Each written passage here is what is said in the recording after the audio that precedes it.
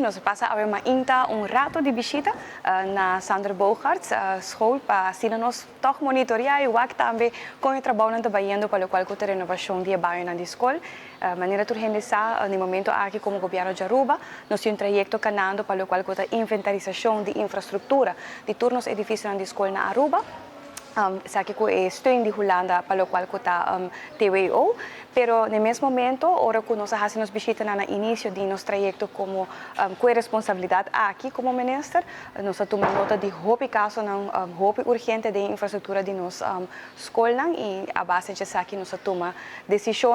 rápido para nós por comisa de viagem, toch fazer trabalho e renovar o necessário para nós muito não portem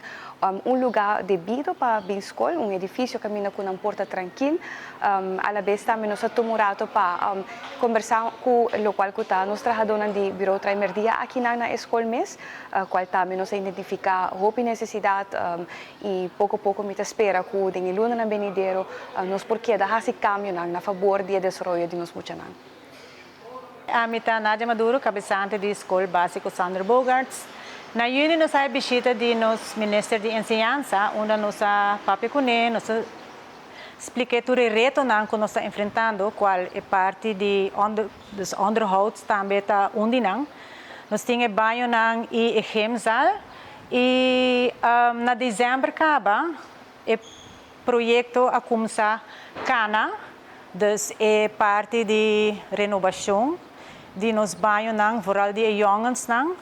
que está de estado deplorável. E quando começa a trazer de viagem, nós estamos super contentes que sei. Hoje nós a visita trobe de nosso ministro, então ela bem com o trabalho está andando e me aproveitar o momento também de viagem de visa danke na nosso ministro que a make things happen. Para sobrar, mas pedi aqui 3 anos passar e a que finally com hope alegria nós está visa que nós que está tomando lugar. Dus danke de parte da Escola Básica Sandra Bogarts, de nós muito e nós maestro.